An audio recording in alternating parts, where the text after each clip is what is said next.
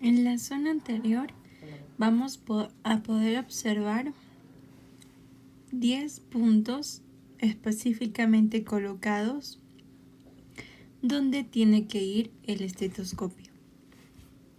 Para esto nosotros tenemos que seguir un patrón en cada punto para poder así oír si hay algún silbido o entre otros.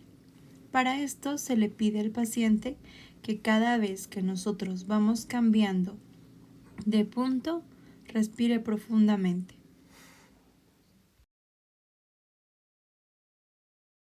De igual manera, vamos a ver en la zona posterior los 10 puntos que tiene que ir con cada uno con una secuencia.